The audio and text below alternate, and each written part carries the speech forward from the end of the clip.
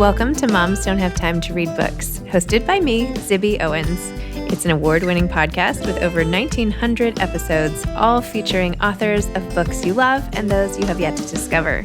Listen daily 5 times a week. Then go to zibbymedia.com and learn more about what the LA Times called the Zibbyverse. Zibby Media includes Zibby's Bookshop, an independent bookstore in Santa Monica, Zibby Books Publishing, Zibby Retreats, Zibby's Book Club, and more. Go check it out at zibbymedia.com and follow me on Instagram at Zibby Owens. It'll take you where you need to go. Thanks for listening.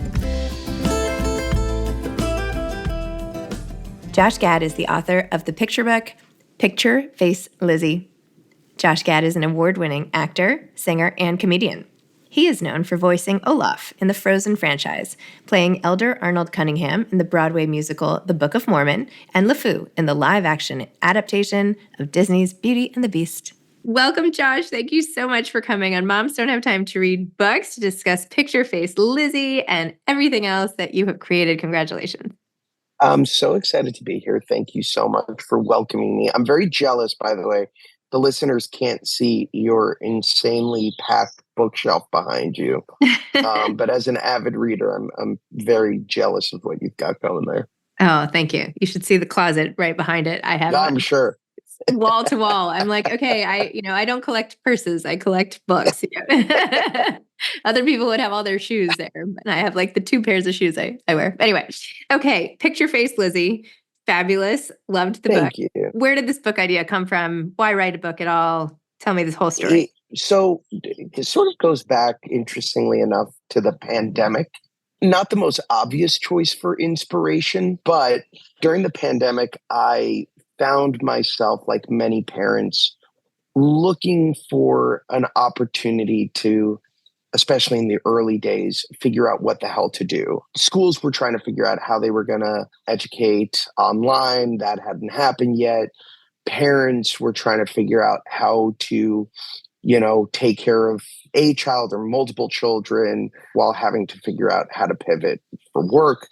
And I felt that I saw it, I acknowledged it, and I decided, I feel like within week 1, to just go online and start reading on my social media platforms to give parents an opportunity to cook, an opportunity to clean, an opportunity to cry, and they could just leave their children with me and I would read a book to the kids. And in those early days, I was trying to do it every day. And it really resonated with so many people. During that time, it became sort of a masterclass in children's literature. And as I started to read more and more of these books to others, I started to realize how much I loved the genre and how much I wanted to one day create my own version of these really important, wonderful, and imaginative works of literature for younger kids. And so it was sort of out of sight, out of mind. And I was approached by an editor at Penguin Random House who said, if you're interested in writing a book, we'd love to have you. And I said to Jennifer Klonsky, who's the person who reached out to me, that would actually be great. And the poor woman was inundated with ideas that I had, and none of which were particularly resonating with her, to be fair. And we would have back and forths. And there was one book idea that I'm probably going to circle back to eventually that I really started to go all in on. And for whatever reason, she kept pushing back a little, saying, yeah, it's almost there, but do this. And I was doing it, but it was more of an exercise in kind of trying to please her rather than really figuring out where my passion for this idea was coming from. And one day in around 2022, I want to say, late 2021, it's all a blur. Late 2021, I had gotten post-vaccine, I'd gotten my first bout of COVID. It wasn't particularly bad. But my wife kicked me out of the house and made me quarantine in our guest house for 7 days. And I lost my mind. And I just felt like creatively uninspired and was just kind of like pacing like a caged animal. I took Paxlovid, and 2 months later, I got COVID again. And I was like, I can't. I looked at my wife and I said, I'm not doing this again. If you don't want me to be in the house, I'm going to mask up and I'm going to go to a hotel and I am going to check myself into a room and treat myself at least to being imprisoned in some form of luxury that comes with room service. And so I did that, and I had this great desk in the room and this beautiful view. And I was like, you know what? I'm going to finish my book. And I sit down, and as I sit down, and I don't know what the hell I was thinking, I literally delete the document of this book that I've been working on, and I start writing something completely different. And I pumped it out, I want to say, in like 45 minutes. And it was just really one of those like crazy events where you are touched by like some sort of divine inspiration. And I sent a transcript of a book to Jennifer that day. It was the first day I was in my hotel. And she wrote me back and she goes, "Oh my God, this is it." And the idea that I sat down and wrote was based on my girls being deprived of TikTok and fighting my wife and I tooth and nail because they know better than us. And I want to say at the time, 7 and 10, they were convinced that they should have TikTok. And we were convinced that they should not. And this back and forth about our friends have it, why can't we? And this back and forth on our part of being like, well, we know better than you. And the two parties not understanding where the other's coming from and not having a happy medium to meet in the middle of was something that I felt was a really important message. And it was something that I was struggling to articulate. And so I wanted to create a story that articulated it for me. Jen, to her credit, read the book and was like, this is brilliant. Instead of doing TikTok for a number of reasons, why don't you come up with a stand-in for that? Like, what is a new version of that you could create? And that's how I created PICTUREFACE LIZZY. And PICTUREFACE LIZZY is sort of a 21st century social media apparatus mixed with the greatest doll you've ever seen, meaning it is completely digital. It has incredible functionality. It can do anything. And it also interacts with you as a phone screen would, meaning you can prompt it, you can send messages through it, but it also blinks and acts as like an American Girl doll. So it's everything in one. And the main character in the book, Eve Tanya, based on both of my girls, Ava and Izzy, is this amazing girl with this incredible imagination. And she loves to do things. She loves to create with her hands. She loves to make art. She loves to go on adventures. She loves to travel. She loves to take pictures. And her parents love that innocence and they love that imaginative spirit. And so as all of her friends not only immerse themselves with different PICTUREFACE Lizzies because it comes in different models, different themes, Eve still isn't allowed to get one. And one day she creates a PowerPoint presentation and she convinces her mom and dad to let her get one. And their only message to her is, don't lose yourself. We're going to let you get one, but don't lose yourself in the process. Wait, so does this mean that you caved in and gave your daughters TikTok or not? No. Okay. We are just giving in to the other stuff, meaning we finally caved and gave her a phone 2 years ago. We finally caved in and are doing, exploring the idea of Snapchat with like all of the parental protocols, because the book was also an opportunity for me to learn, meaning I can't keep my kids in a bubble. And so I give them access to TikTok, but I don't let TikTok run their lives. They can use TikTok on my phone.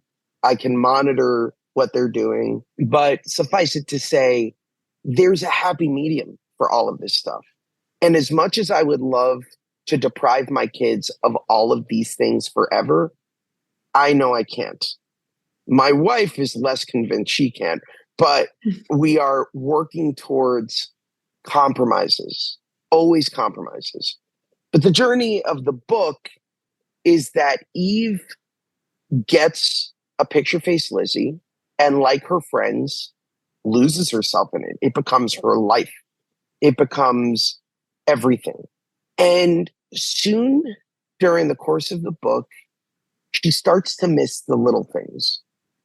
She starts to miss expressing herself in ways that aren't dictated simply through chatting vis-a-vis this doll. She starts to miss things like taking analog pictures. She starts to miss things like creating little clay, things with her hands. And so as she puts her picture face Lizzie down and starts doing other things, the other kids are like, what the heck? And they start to get inspired by her. And they start to put their devices down. And they start to join in the fray. And one by one, you see that the kids find that they can use the doll and have fun with the doll. But they can also do all of the things that make them their own picture face Lizzies, right? They have all the intuition. They have all the imagination. They have all the creativity. And they have all of the desire to be their own creative vessels, to communicate ideas, thoughts, art. And that is the message of the book. The first time I ever had a panic attack in the process of writing it was the day I read it to my daughters and two of their friends, because I really was like, this is the only way to vet this. Is this going to be pedantic? Are kids going to roll their eyes? Are they going to be annoyed with the message? I finished the book and they literally looked at me and said, can you please read it again? Aww. And it was like the greatest review I've ever gotten in my life. And so I knew that I had something that really, I know in my heart is going to work great for parents, but I think most importantly, it has to work great for the kids. And I think it does. So I'm really excited about this message, and I'm really excited about delivering it in a way that hopefully feels super authentic, because not only have I been there, I'm there. I'm in there. I'm still dealing with trying to figure out how much is too much and what's not enough. And that's the conversation that I want parents to engage in with their kids. Well, like you, I am there, and it's like a daily struggle. Is this too much time on this device? What do you do now? But then you have, I think what your book really brings home though is you just don't want your kids to miss out, right? Like I don't want my strictness, which doesn't exist. I'm not particularly strict, but let's just say to have them miss out on like the group chat with all the friends from this camp, or because you kind of are missing out, right? Like if you are, there is a piece of life. It's not the most important necessarily, but there is a piece when you don't let your kids go on this device or this app or whatever with their friends, that they are kind of missing out, right? Is that cost benefit? I 100% agree. I also think that there is, as much as we would like to pretend there isn't, there's a social consequence Yes. of them not having what everyone else has. It's the conversation we're having right now with Snapchat. Look, TikTok's a whole different thing. It is, for me, it's an endless well that I sink into when I'm on there. And I don't want my kids to brainlessly, and that applies to not just TikTok, it applies to YouTube. Yep. It's any of these video based services. It is a genius creation in that it's meant to keep you glued to the screen at all times. That's the part that I really struggle with, is just making sure that they are able to engage in that, but with time restrictions and with an understanding that the content they're viewing has to be vetted. Great, easy. The much more difficult conversations that we're starting to have are things like Snapchat. It happens to be the way that this generation communicates. And my wife and I have been very opposed to Snapchat because I've seen people very close to me become so addicted to snapping that they don't know how to communicate outside of their phones. And I really want to make sure that my kids have a healthy relationship. But I also realize that I can't keep it from my daughter forever. I can't like let her be, you know, 18 and the only person who hasn't had Snapchat, you know, most of her teenage life. So I realized that there's going to have to be a conversation about how we do it. And that conversation is happening in tandem with her. And we're working through our concerns and we're working through her desires. And we're finding a place in the middle that allows all of us to sleep better at night, knowing that she's safe. She's not going to, you know, engage in a way that is going to disengage her from so much of what life has to offer. And it's, again, I don't think I would have come to these understandings had I not done this deep exploration myself. Interesting. And done it from the point of view of the child and not the point of view of the parent. Yeah, I have younger kids and I also have 17-year-old twins. And I'm like, you guys really think people want to see a picture of your elbow? Like, I don't get it. I don't get Snapchat at all. I'm like, seriously, it's like not even, it's like half their face. And I'm like, why? Why is this entertaining? But whatever. I was at dinner with my niece and nephew who are both in college. And they took like 30 pictures of themselves during dinner. And they would just lift up their phone, take a picture, and put the phone down. And I looked at them and I was like, what is this? What, like, I don't understand this. Right. And then to a certain extent, I was like, yeah, I can see a world in which my parents, when like we started texting, were like, why don't you just pick up a phone and call your friends? So it's just the way they communicate now. And again, I realized, like, who am I to pass judgment just because I don't understand the generational, you know, evolution of communication? Yeah. So it's their thing.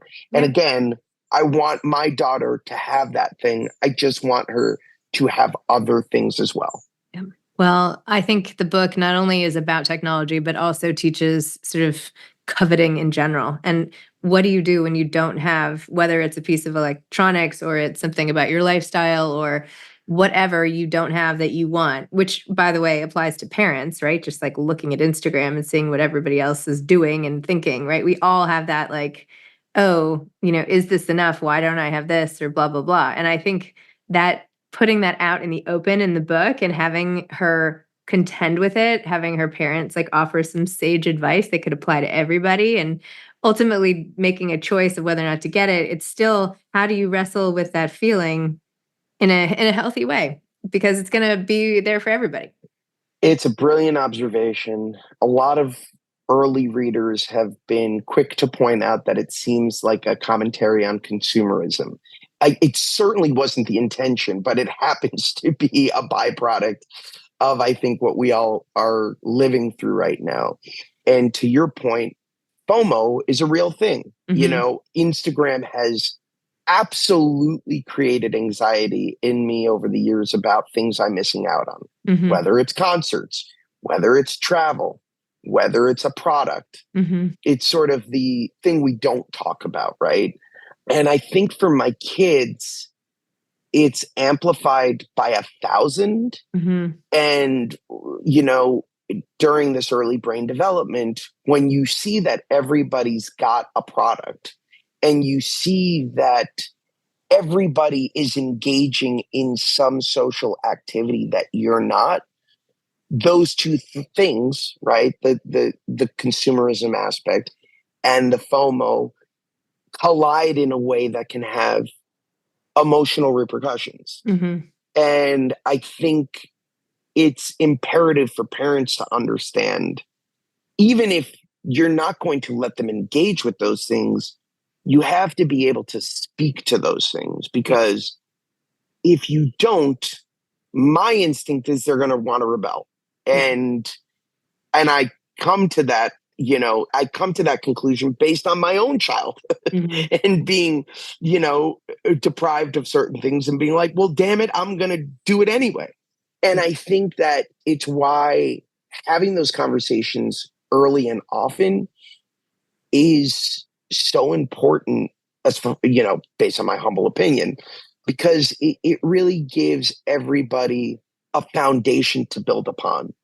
And once you've started to have clear and honest conversations, your kids appreciate it more, because it gives them a chance to, debate you on it, which is great.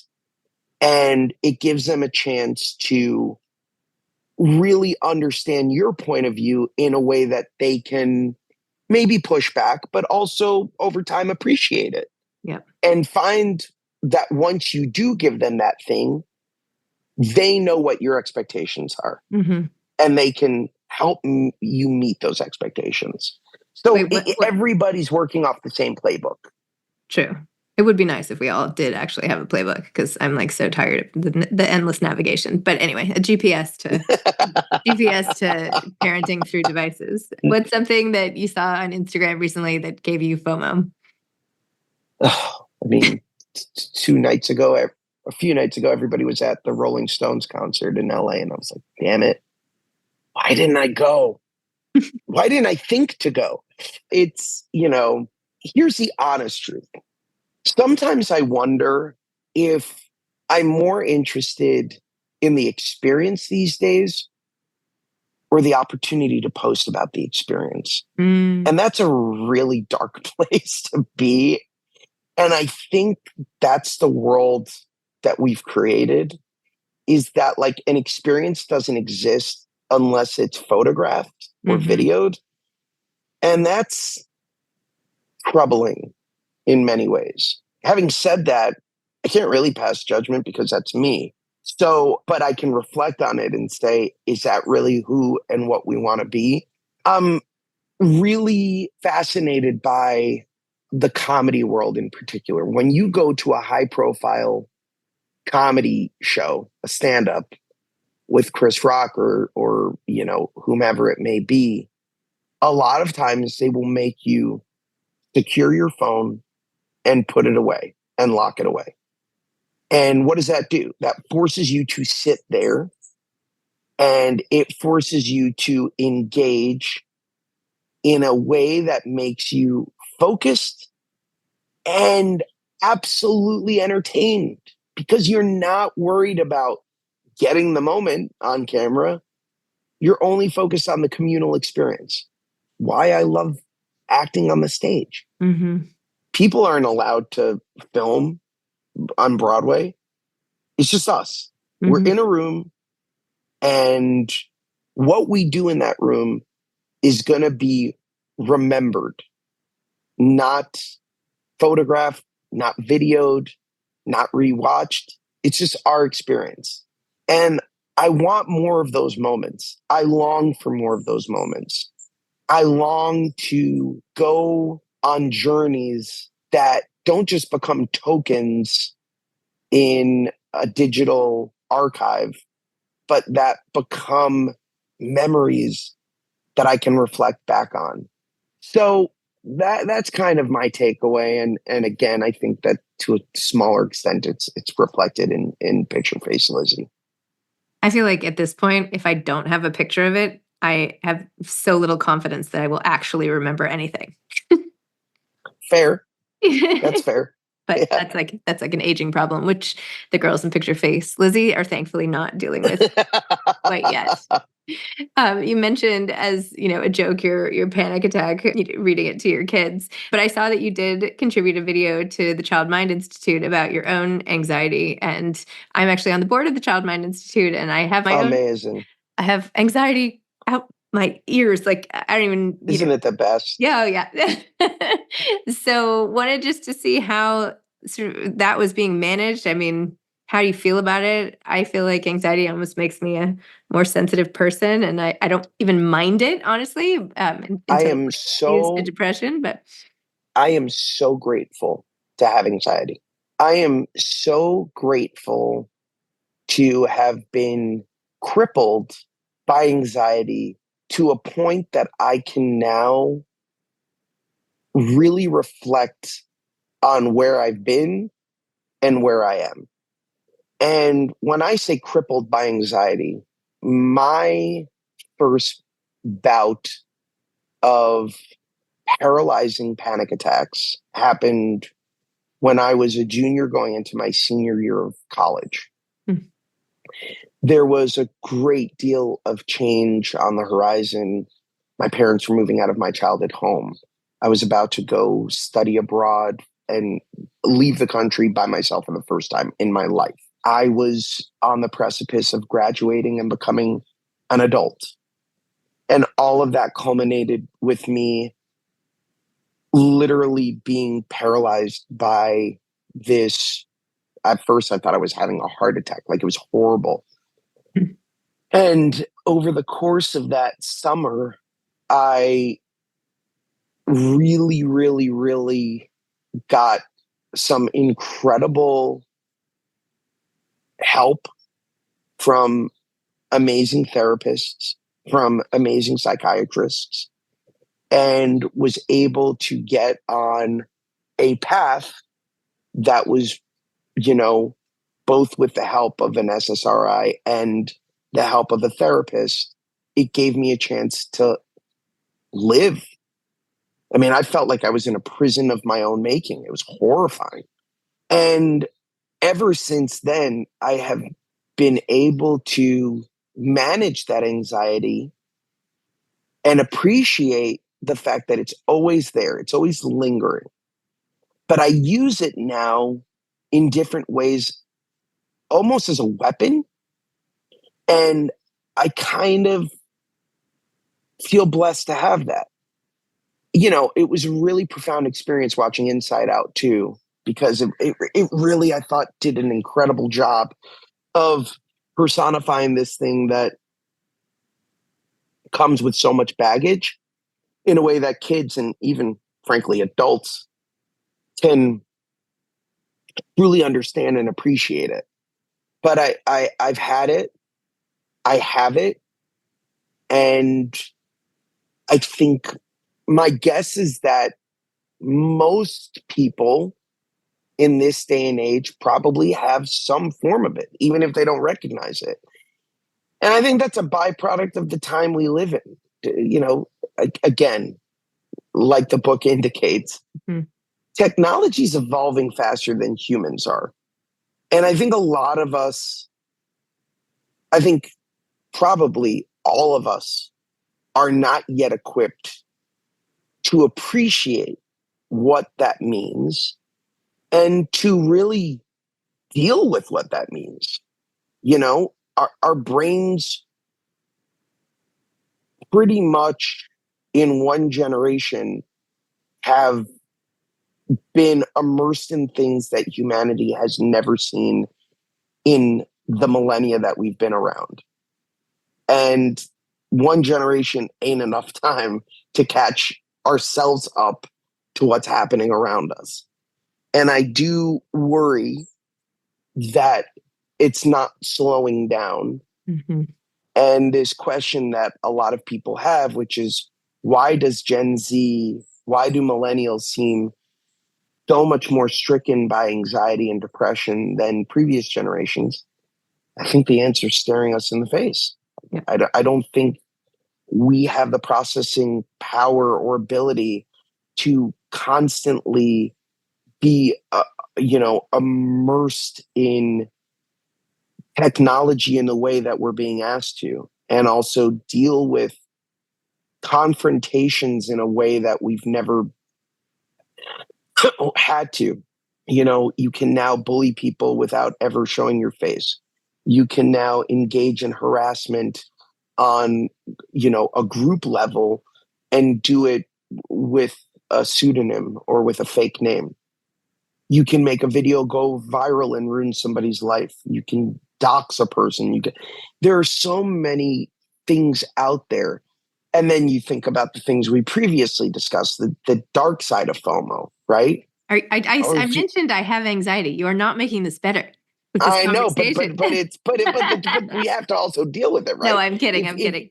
If you're a kid and you see all your friends are out on Snap and you're not there, what does that do to you? I know. So I think that these are conversations that we need to have, as anxiety inducing as they may be. And I think that sometimes we're afraid to have those conversations because they're overwhelming. Certainly they are for me. And we don't have the solutions because we don't discuss it. Mm-hmm. So I think that that's very accurate. And I think that it's a problem. And having said that, to all of those listeners out there who do have anxiety, know that there is hope. Know that there is a path. And that's coming from somebody who really felt like they were at the end of their journey and didn't see a way out. Oh, that's amazing. Well, I could clearly talk to you all day. I only scratched the surface. I had 8,000 more things I wanted to talk to you about, but whatever, to be continued at some other point. I think that Picture Face Lizzy is going to spark a lot of similar conversations that are really important to be having between parents and kids, and between parents and each other, and kids with each other. And I think that is probably the most helpful thing that we can do when confronted by something without clear guidelines and without knowing what's coming next, is to talk and connect. And the book is such a linchpin in that. And I think it will help a lot of people. I really do. And it was very entertaining. So congratulations. Oh, I really appreciate that. I really appreciate this. I'm so excited for people to read it. I'm so excited to engage with parents as they read it and have these discussions. And I'm so excited to hear what kids think, because at the end of the day, that's who I wrote it for. And I think, it feels hopefully like a conversation starter, which is all you want when you're doing something like this. Now you have to go invent the Picture Face Lizzy and get that on the market ASAP. It's so funny. It's the amount of the small group of people who have read it have been begging for me to do that. And I'm like, I will, but isn't it counterintuitive to the message of the book? And yet you're here we are. I'm going to now add to this problem, but I will benefit. And yet here we are. Okay. So grateful for your time, and thank you for having me on. Grateful for your time as well. Okay. Thanks so much. Thank you. Okay. Take care. Thanks for listening to Moms Don't Have Time to Read Books. If you love it, please leave a review and follow us on social @ZibbyOwens and @ZibbyReaders.